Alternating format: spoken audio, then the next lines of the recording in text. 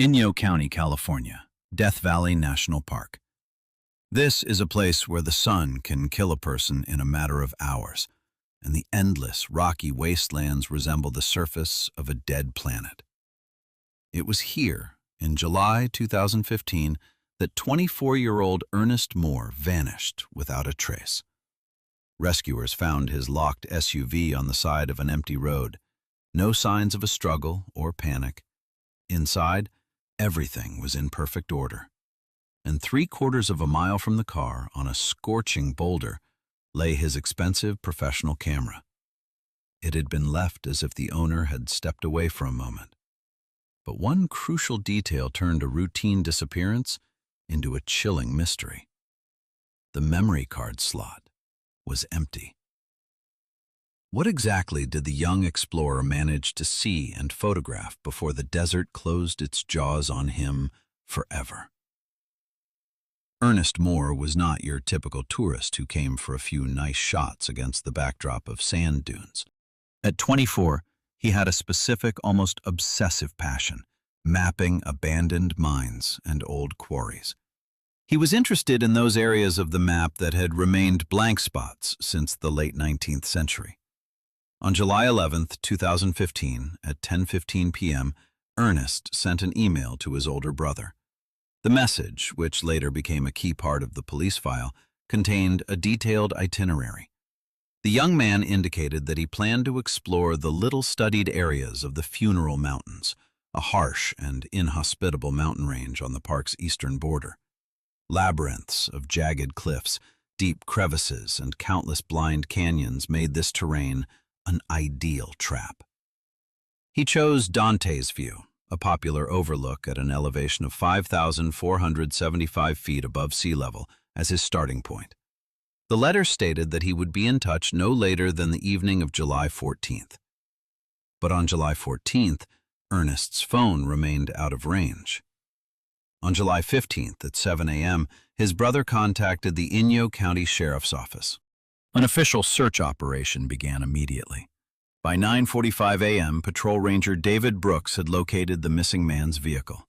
The dark green SUV was parked on the shoulder of Badwater Road, the lowest point in North America, located 282 feet below sea level.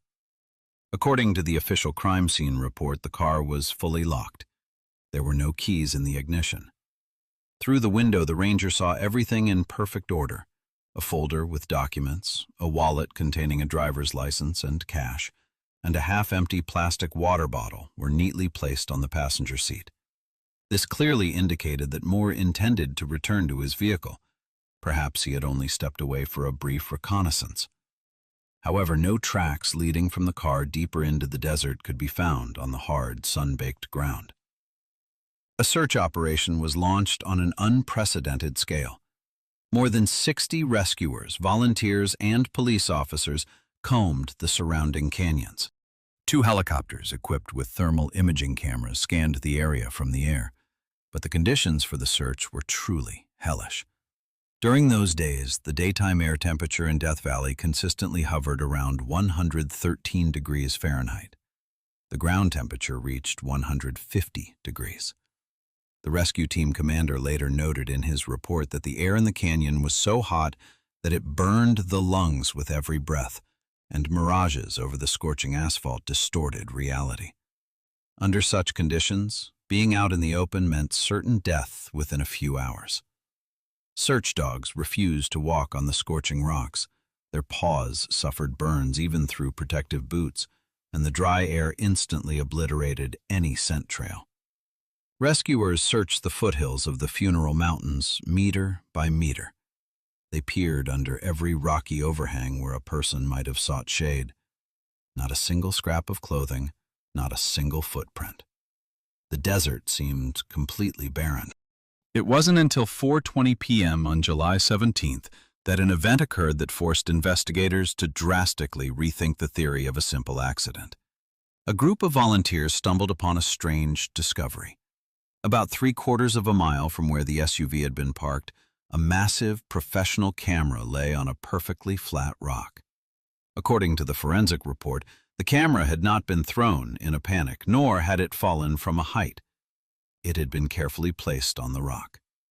The strap was carefully wrapped around the lens, and the protective cap was in place. There were no scratches or damage on the expensive body. However, the most important discovery was made by a detective while documenting the evidence. Upon opening the camera's side compartment, he found that the slot was empty. Someone had deliberately removed the memory card. On July 29, 2015, after 2 weeks of relentless heat, the Inyo County authorities officially called off the search operation. Ernest Moore was declared missing. No one could ever explain why an experienced cartographer would leave behind his expensive equipment but take a small plastic card. And most importantly, whose hand had actually placed that camera so carefully on a scorching rock amid the absolute deafening silence of the Funeral Mountains, where, it seemed, there was no one but the ghosts of the past. 8 years is the time it takes for the desert to erase any traces of human existence. The wind buries tire tracks in sand, the sun bleaches the color from objects, and the rocks hide secrets so deep that even those who sought them forget them. Death Valley is not in the habit of giving up its trophies. Yet sometimes the lifeless earth parts of its own accord, revealing horrors that defy logic. On August 12, 2023, a group of geological surveyors was contracted to conduct measurements at the closed private mine Diamond Tier. According to Inyo County Archives, this site was considered abandoned and dangerous due to the risk of cave-ins. The mine was located 12 miles from tourist routes, hidden in the shadow of the Funeral Mountains. At 7:30 a.m., 3 specialists, accompanied by a safety inspector, descended underground to create a 3-dimensional map of the old tunnels. At 11:45 a.m., the geologists reached a depth of 250 feet. Here, there was complete darkness and a constant temperature of 65 degrees Fahrenheit. The air was heavy and thick with dust. At 1:20 p.m., the senior geologist, cross-referencing yellowed blueprints from 1980, noticed a structural anomaly. The laser scanner detected a void where the plans showed a solid rock wall. The light from the flashlights revealed a wall in the darkness that appeared to be solid rock but was actually a pile of rubble. Someone had skillfully concealed the passage with old planks and stones. According to the geologist's testimony provided to the police, dismantling this obstruction took about 45 minutes. At 2:15 p.m., the heavy stones finally collapsed, revealing a narrow opening. Beyond it lay an artificially widened, dead-end tunnel that did not exist on any map. The light from the headlamps cut through the thick darkness and fell sharply onto the dirty floor. In the corner, on a mattress made of half-rotten rags, sat a living creature. It was Ernest Moore. 2,950 days had passed since his disappearance. The man was now 32 years old. The geologists froze. The first thing that caused their initial horror was that the man's hair and long beard were completely gray. This was not natural age-related graying, but the result of 8 years without sunlight and extreme psychological stress, which had completely depleted the melanocytes in his body. The man's skin had a frighteningly pale hue. He was alive. His chest rose slowly in time with his weak breathing, but that was nearly the extent of his signs of life. According to the senior geologist, when they began calling his name in panic, Ernest didn't even flinch. He was completely silent. Not a sound. Not a single attempt to close his eyes against the blinding light of the flashlights, which would have caused unbearable pain to any other person. His gaze was completely vacant, fixed timelessly on a single point on the wall. Ernest's mind seemed to have left his body, leaving behind only a biological shell. At 3:40 p.m., an emergency call came in to the dispatch center. At 4:50 p.m., armed police units and a rescue team arrived at the mine. Medical personnel assessed the man's condition as catatonic stupor. Meanwhile, forensic investigators began examining his underground prison. The 80-square-foot tunnel was equipped with life support systems that were horrifying in their cynical simplicity. But another object caught the investigators' attention. In the corner, under a layer of dust, lay an old backpack. The backpack was immediately seized as evidence and taken to the forensic laboratory near the mine entrance. At 7:30 p.m., a technical expert, examining it under a magnifying glass, noticed a strange microscopic irregularity. The inner lining at the bottom had been neatly cut open and sewn back together with fine thread. The expert took a scalpel and cut open the fabric. Hidden in the recess between the layers of old canvas was a tiny plastic square. It was the very same memory card that had disappeared from Moore's professional camera 8 years ago. A small digital storage device for which a man had been buried alive underground. This piece of plastic held the answer to a question the police had been searching for years. But to open these files, they would have to look a real monster in the eye. Dear viewers, before we continue diving into this story, I have a small request for you. Please subscribe to the channel, like this video, and leave a comment. This is very important because this is how YouTube's algorithms understand that the content is interesting and promote it further. Your engagement will allow a much larger audience to see this investigation. And now, let's return to the chilling events. On August 13th, 2023, at 1:40 a.m., a medical helicopter landed on the helipad at Desert View Hospital in Paramp. The patient, who had been presumed dead for 8 years, was immediately transferred to the intensive care unit. Ernest Moore's medical chart quickly filled with alarming diagnoses. According to the on-call doctor's report, severe exhaustion was accompanied by a deep catatonic stupor. Ernest was hooked up to IVs. An electroencephalogram recorded brain activity, but his response to external stimuli was 0. The doctors tried various methods, from bright flashes of light in his eyes to loud noises. Yet the man continued to stare unblinkingly at a single spot on the white ceiling. His consciousness had securely barricaded itself deep inside, hiding from the horrors he had endured. While the doctors waged their silent battle for Moore's mind, another battle was unfolding at the Inyo County Sheriff's Office. Detective Adrian Lord, who specialized in cold cases, received an emergency warrant to examine property documents related to the mine. On the morning of August 14, 2023, Lord sat in his office amid stacks of archival papers. An official inquiry to the California Land Registry had yielded an unexpected result. It turned out that the mine's territory and the hundreds of acres of barren land surrounding it had long ceased to belong to the state. It was strictly guarded, private property. 11:30 a.m. The detective discovers that the deserted plot is registered to the closed-end investment holding company Sterling Industrial Solutions. The company had a complex corporate structure with dozens of shell subsidiaries.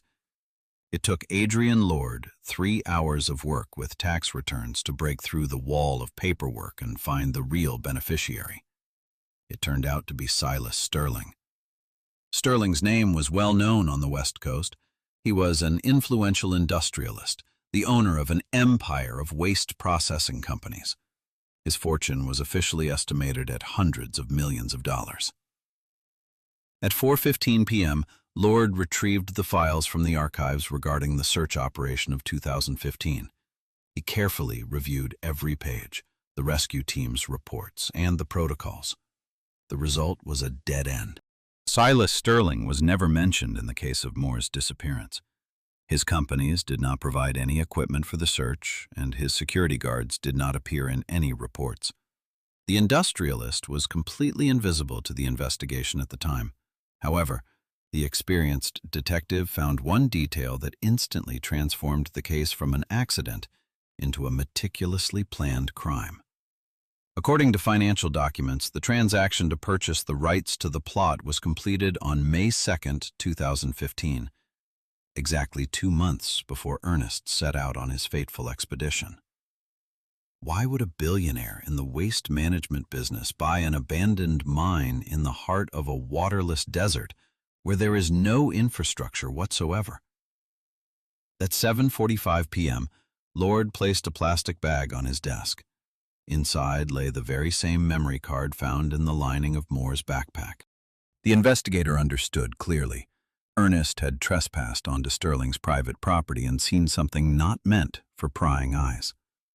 After submitting an urgent request to the Cyber Division, Lord left his office. He had no idea yet that the files on this drive held a secret that would soon send shockwaves through the entire district. August 15th, 2023, 9 a.m. A tense, almost palpable silence reigned in the Inyo County Police Cyber Lab, a room brightly lit by neon lights. On the chief technical expert's metal desk lay the most crucial piece of evidence in a case that had already become the most chilling in the modern history of the state of California. It was a tiny SD-format plastic memory card. The history of this small object sent a chill down one's spine. For 8 long years, it had been securely hidden in the cut and neatly stitched seams of an old hiking backpack in a deep underground prison. The metal contacts of the digital storage device were heavily oxidized due to high humidity, extreme temperature fluctuations, and corrosive coal dust. The department specialist had to spend over 6 hours performing meticulous, exhausting work under a microscope. He cleaned the microchip with extreme care using special chemical solutions, as a single mistake could destroy the truth forever. Finally, at 3:40 p.m., the computer emitted a quiet but triumphant beep. A folder containing over 100 recovered files appeared on the monitor screen. Detective Adrian Lord was standing right behind the expert at that moment. He ordered the images to be displayed on a large wall-mounted screen so he could examine every pixel in detail. The first few dozen photos, dated the morning of July 14, 2015, showed the typical landscapes of Death Valley National Park. The rocky ledges of Dante's View, the dry beds of ancient rivers, the endless expanses of sun-scorched earth. It was a typical photo essay by a traveler absorbed in his work, but at 1:10 p.m., the mood of the images shifted abruptly. In the next series of photos taken with a powerful telephoto lens from a hidden position among the rocks, there were no longer any picturesque landscapes. Ernest Moore's camera lens clearly captured a deep, isolated canyon in the Funeral Mountains, accessed by an old, long-abandoned dirt road. At the bottom of this canyon, a large-scale industrial operation was underway. Lord asked for the image to be zoomed in as much as possible. The photographs clearly showed a convoy of heavy trucks without any license plates or identifying logos. Next to them, a powerful crane was operating, very carefully lowering dozens of massive metal barrels into the vertical shaft of an old, abandoned mine. According to expert findings from specialists at the Environmental Protection Agency, the specific color coding on these barrels left no doubt. They contained highly toxic chemical waste. These were extremely dangerous substances that Silas Sterling's company had committed to disposing of at specialized facilities.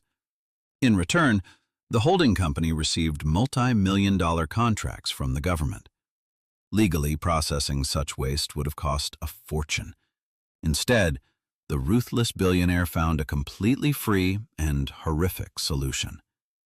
He simply turned the deserted labyrinths of the Funeral Mountains into his own personal, deadly graveyard, poisoning the dead earth and groundwater for centuries to come. This illegal, shadowy scheme brought him colossal net profits.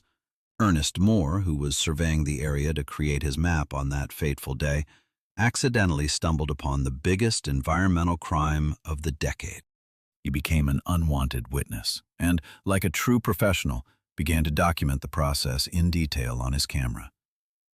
But the most terrifying discovery awaited the detectives at the very end of the list of recovered files.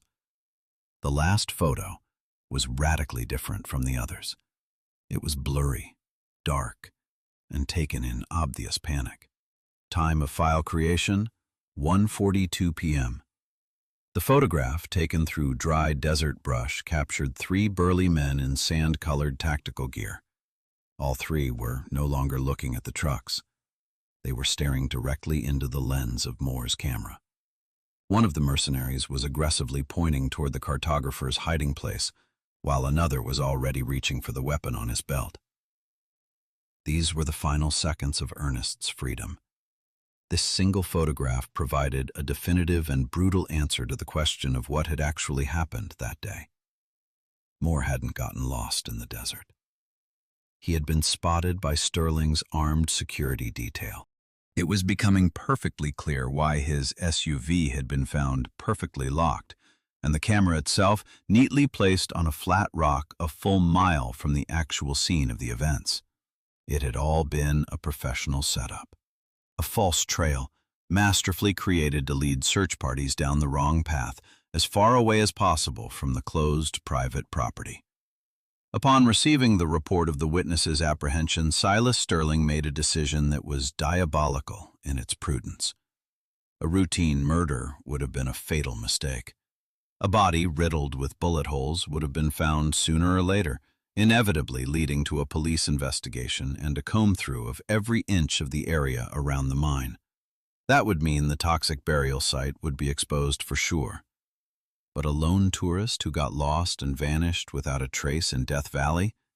That's just another park statistic. Sterling had chosen a life sentence for the young man in the very heart of the Stone Mountain. He had decided to bury him alive, turning the dead-end tunnel into a concrete tomb where no one would ever be able to hear his screams. Detective Lord silently clenched his fists, staring at the mercenary's blurred face on the screen. The motive for the crime had been established, and Sterling's alibi destroyed. But this discovery gave rise to a new, even more chilling question. How exactly had the billionaire managed to keep his captive alive unnoticed for nearly 3,000 days? And what inhuman methods had he used to turn a healthy young man into a gray shadow who had lost his voice forever?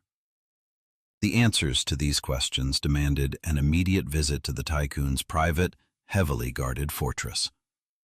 On August 20th, 2023, at 5:30 a.m., the silence of an exclusive gated community near Los Angeles was shattered by the roar of engines. Armored vans from the police tactical unit blocked the massive wrought iron gates of the Sterling Manor estate. It was a luxurious private residence spanning over 40,000 square feet, surrounded by a high wall and dozens of surveillance cameras. Detective Adrian Lord, holding a search warrant freshly signed by a federal judge, led the way ahead of the assault team.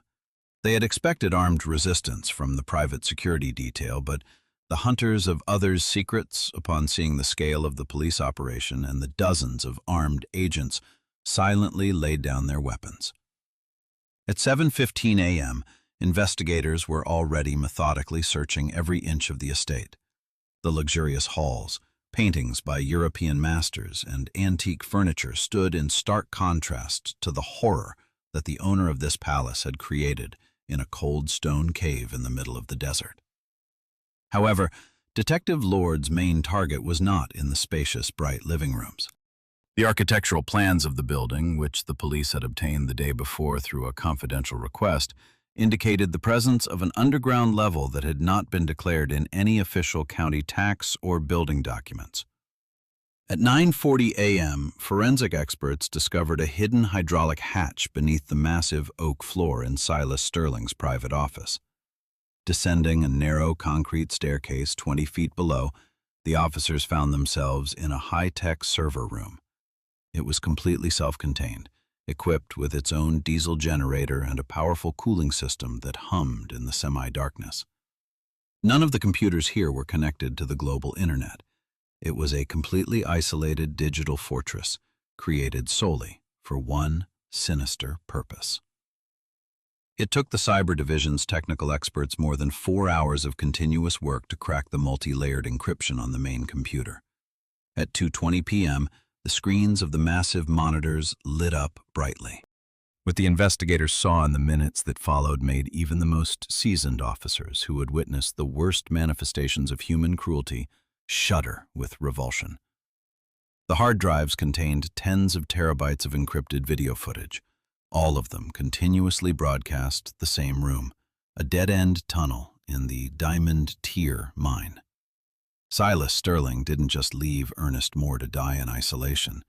He meticulously planned every aspect of his existence, installing a hidden military-grade infrared camera and a remote surveillance system inside the stone chamber. The billionaire used absolute isolation as a sadistic tool of total control. The video archive was maniacally cataloged. The folders were organized by years, months, weeks, and days. Detective Lord opened several files at random, dated 2016. The black and white footage showed a young man frantically pacing a tiny dungeon, pounding his fists until they bled against the solid rock. But as the months passed, his movements grew slower and slower, until he simply sat down in the farthest corner, clutching his head with his hands and rocking back and forth. According to the technical drawings found in a metal safe, the prisoner's life support was provided through a narrow industrial pipe, secretly routed through a ventilation shaft from the surface of the mountain. On the surface, the mechanism was disguised as an old junction box. Through this pipe, water and a special high-calorie paste-like mixture were fed into the chamber. The only sound that pierced the deathly silence of the dungeon was the piercing mechanical screech of the automatic dispenser, which activated strictly once a day at 2 o'clock in the morning. This sharp metallic sound of the valve striking became Ernest's sole measure of time in an endless ocean of darkness. Medical experts who later analyzed Moore's conditions of confinement explained in detail the devastating effects of such an environment. The prisoner spent years in pitch-black darkness, receiving no external stimuli whatsoever. Under conditions of total sensory deprivation, the human psyche undergoes irreversible changes. The young man's nervous system had been in a state of critical overload for years, awaiting death at every moment in absolute emptiness. His body simply gave up, shutting down all non-essential functions and focusing solely on maintaining a heartbeat and breathing. His vocal cords had atrophied from years of silence, and the pigment in his hair had completely faded under the pressure of extreme psychological breakdown, turning the young man into a gray-haired old man. The system's network activity report showed that Sterling had been descending into this bunker almost every evening. He would sit for hours in an expensive leather armchair, silently watching as a living person slowly turned into a broken shadow. For the tycoon, this was something far greater than simply covering up an environmental crime.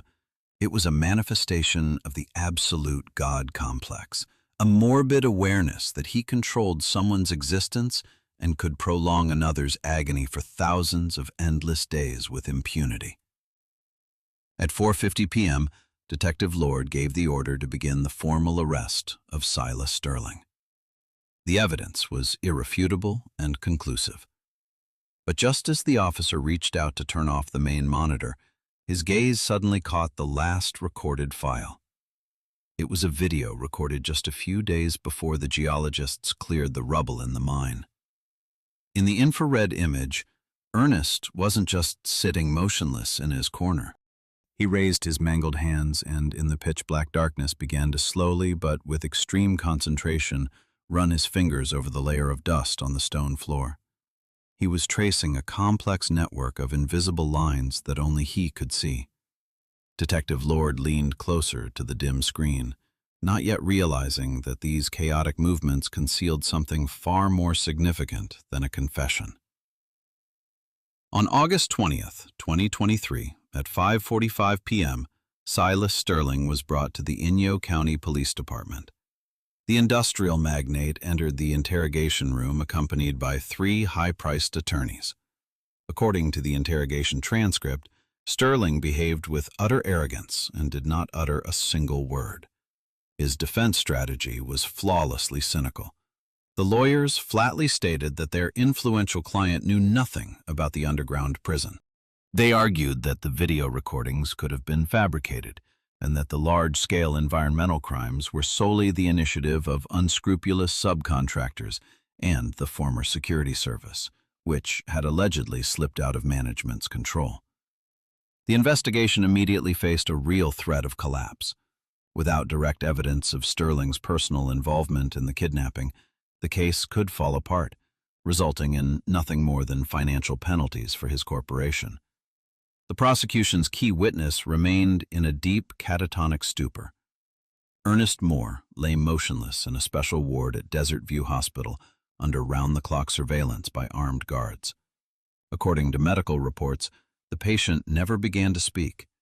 His gaze remained completely vacant, and his reaction to the outside world was limited to nothing more than a panic-stricken fear of even the slightest darkness. Psychiatrists threw up their hands, predicting that the brain injury might prove irreversible. Sterling and his lawyers understood perfectly well.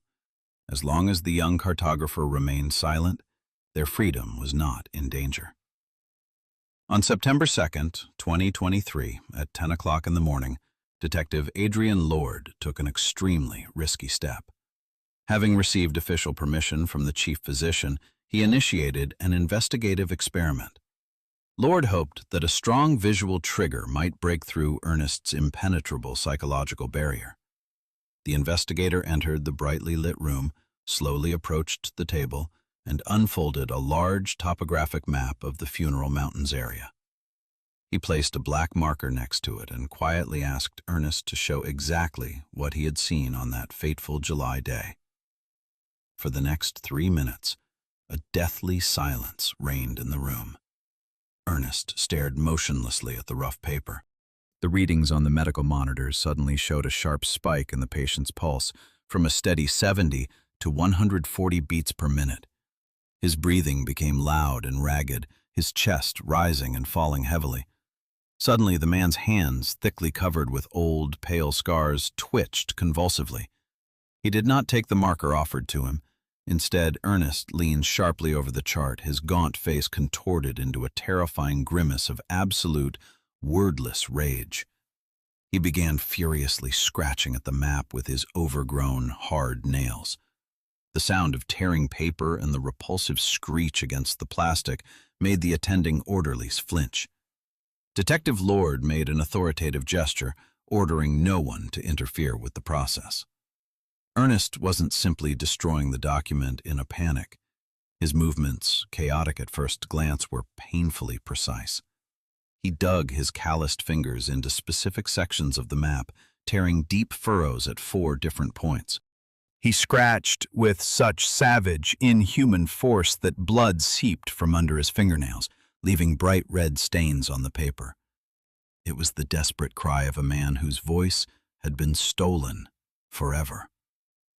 Having finished his horrific work, he slumped exhausted against the back of the chair, closed his eyes tightly, and instantly returned to a state of emptiness. At 12:15, Detective Lord was at field headquarters, carefully studying the blood-stained map. The coordinates that Ernest had literally scratched out were many miles away from the Diamond Tier mine. At 2:30 p.m., helicopters from the Environmental Inspection Agency flew there urgently, and armed patrols set out in off-road vehicles. What they discovered in the desert completely changed the course of the investigation. At all 4 locations, even larger hidden burial sites for toxic waste were found, perfectly camouflaged as natural landslides of mountain soil. The incredible accuracy of these coordinates became irrefutable proof that Ernest's mind had not perished in the underground darkness. He possessed a phenomenal spatial memory and had permanently memorized the entire network of Sterling's chemical burial sites, which he had managed to study before his capture. This silent act became a solid legal foundation for new charges, proving to investigators that the young man knew the corporation's dirtiest secrets inside out. However, Sterling's shrewd lawyers were already preparing a new information offensive. They intended to cynically claim that the cartographer could have found these locations on his own during a hike, and that this still did not legally prove the billionaire's orders regarding his abduction. To shut the heavy metal cell door behind the master of the dead land once and for all, Detective Lord lacked just one small detail: the transport chain. He needed to figure out exactly how the unconscious tourist had been secretly transported across dozens of miles of desert, past all the ranger checkpoints. And the answer lay hidden where no one had thought to look 8 long years ago. On February 14, 2024, the Inyo County Courthouse in Independence resembled a veritable fortress. Dozens of news vans had completely blocked off all the surrounding streets, and the outer perimeter was guarded by reinforced squads of armed police. The trial of Silas Sterling had captured the nation's attention like never before. The list of charges was horrifying in its brutality: kidnapping, unlawful imprisonment, systematic torture, attempted murder, and orchestrating a massive environmental disaster. At 9:30 a.m., the first court session began. Sterling sat impassively in an expensive gray suit. His cold face betrayed no emotion. The team of 5 criminal defense attorneys looked absolutely confident of a swift victory. Over the course of 3 weeks of hearings, the defense dismantled the prosecution's case. The lead attorney told the jury that Ernest Moore was a mentally ill man whose actions could not be considered evidence. Experts testified under oath that the coordinates the man had scratched onto the map were a random coincidence, a result of his disorder. The lawyers insisted Moore could have fallen into the mine on his own, and the gravediggers were the result of criminal misconduct by his former security detail. The defense pressed the prosecution's weakest point: the lack of evidence regarding the logistics chain. How was a strong man secretly transported across dozens of miles of territory patrolled by rangers? Until an answer to this question was given, the tycoon remained one step away from acquittal. The turning point came on March 12th at 2:15 p.m., when the assistant prosecutor called a new witness. It was a former private helicopter pilot who agreed to testify in exchange for immunity. Detective Adrian Lord, while reviewing corporate financial reports, had discovered flight logs from a private airfield in the Amargos Valley. This facility was located 25 miles from the Funeral Mountains and belonged to one of Sterling's shell companies. The prosecutor displayed a copy of the log on the screen. The jury's attention was drawn to a specific entry dated July 14, 2015. According to flight records, at 3:20 p.m. that day, an hour and a half after Ernest's camera had captured the mercenaries, the transport aircraft made an unauthorized flight to the Diamond Tier mine. The pilot reconstructed the events. He had received an order from the head of security to arrive at a remote canyon. Once there, armed guards quickly loaded a massive metal container. It was sealed shut, and the pilot was forbidden to ask questions, with the explanation that it contained biological waste. However, electronic weight sensors recorded a mass of 185 pounds, the ideal weight of an adult man. This evidence proved disastrous for the defense. The chain of evidence was firmly closed. It became clear that Ernest had been brutally sedated, placed in a container, and airlifted to the entrance of the underground prison, bypassing ground patrols. On March 28, 2024, after 7 hours of deliberation, the jury returned to the courtroom. At 4:40 p.m., the foreman read the verdict in a loud voice: guilty on all counts. The judge, reading the sentence, called Sterling's actions a manifestation of absolute evil. The sentence was life imprisonment in a maximum security prison without the right to early release. The influential tycoon's multi-billion-dollar empire crumbled completely under the crushing weight of evidence that the silent cartographer had literally scraped from his shattered memory. That same evening, Sterling, handcuffed, was led out of the courtroom and placed in an armored van used to transport particularly dangerous criminals. The legal battle was officially over, and justice had been fully restored. It would seem that this horrific story had finally reached its inevitable conclusion. However, for one person, this high-profile trial brought absolutely no relief. The real tragedy was that the closure of the criminal case could in no way unlock the heavy doors of that invisible prison in which Ernest's mind still resided. Ahead lay the most difficult stage of rehabilitation, and none of the leading doctors could offer even the slightest guarantee that the young man would ever find his way back from that paralyzing darkness that now awaited him forever, should he only.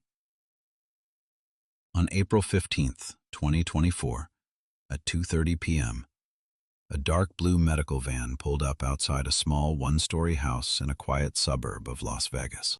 After long months of intensive therapy in the clinic's closed ward, Ernest Moore finally returned to his parents' home. The Henderson neighborhood, known for its manicured lawns and uniform sand-colored facades, seemed like the safest place on the planet. Yet for a man who had spent 8 years in a stone coffin, it was another world. Neighbors who remembered Ernest as a 24-year-old energetic young man watched silently from behind their curtains as a gray-haired old man with a vacant stare stepped out of the car. He was only 32 years old, but time in the darkness of the Diamond Tier mine was measured not in years, but in endless seconds of fear that had forever altered his biological code. The rehabilitation process, according to the official medical reports provided to the family, was progressing extremely slowly and with great difficulty. Ernest Moore had not uttered a single word since his rescue. His silence was not merely a physical inability to speak due to atrophy of the vocal cords, but a profound psychological choice, a form of defense against the world that had once so cruelly betrayed him. Ernest's parents, in an effort to create a comfortable environment for him, were forced to completely remodel his room. According to his mother's testimony, which she later provided to social workers, the first thing Ernest did upon entering his former bedroom was to tear the heavy curtains from the windows. The man exhibited a pathological, almost painful obsession with bright light. 3 powerful floor lamps, each equipped with 150-watt bulbs, were on in his room around the clock. A psychiatrist's medical report from June 2024 noted that the patient experienced panic attacks if even the slightest hint of dimness appeared in the room. He avoided shadows as if they were living creatures capable of dragging him back underground. Every time the sun set below the horizon, Ernest checked every light switch in the house, making sure no corner remained in darkness. His father recalled in conversations with neighbors that his son could stand by the window for hours, simply staring at the streetlights, as if absorbing every particle of artificial photonic radiation. Ernest's completely gray hair, which his parents refused to dye, remained the most striking and eerie visual reminder of the 8 years spent in complete isolation. The whiteness on his head resembled the salt on the dried-up lakes of Death Valley, dead, lifeless, and unchanging. Doctors attributed this phenomenon to extreme levels of cortisol, which had literally burned away the pigment in his hair follicles during his time in the mine. Ernest rarely looked in the mirror, but when he did, he would sometimes stare at his reflection for a long time, running his fingertips through his gray strands of hair, as if trying to remember who he was before darkness became his only companion. Detective Adrian Lord visited Ernest several times during the summer of 2024, trying to establish even the slightest contact. In his reports, Lord noted that Moore reacted to mentions of the funeral mountains with only a barely perceptible twitch of his eyelids. He no longer scratched at furniture or paper. His hands had grown still, but that stillness resembled frozen concrete. According to the Social Services observation log, Ernest spent most of his day on the open back porch. He ignored the TV, books, or music. The only item that remained with him at all times was a large, tattered topographic map of the national park, the very one on which he had once scratched out the coordinates of the toxic burial sites. According to neighbors who witnessed this, Ernest usually went out onto the porch at 10 in the morning, when the Nevada sun became particularly intense. The temperature outside often rose above 110 degrees Fahrenheit, but the man seemed oblivious to the heat. He would sit down in a wooden chair, spread the map across his lap, and begin his daily ritual. His fingers, now clean and well-groomed but still strong, slowly and confidently traced the contour lines and symbols of the mountainous terrain. He knew this route by heart. His hand invariably stopped at a single point, where a small black symbol marked the Diamond Tier Mine. In those moments, there was neither fear nor hatred on his face. Ernest simply held his finger over the spot of his former imprisonment, as if checking whether it was still there, or whether it had vanished along with Silas Sterling, who was now himself getting used to a lifetime of darkness in a federal prison cell. Then Ernest slowly raised his head toward the sky. He closed his eyes, exposing his gaunt face to the merciless, blinding sun that scorched everything in its path. It was the very same sun that, 8 years ago, had been nothing more than a memory to him, and which he had finally reclaimed. His silence was long, painful, and incredibly courageous, and it was in this silent confrontation that he achieved his final victory over the silence of the Funeral Mountains. The light he had so longed for now belonged only to him.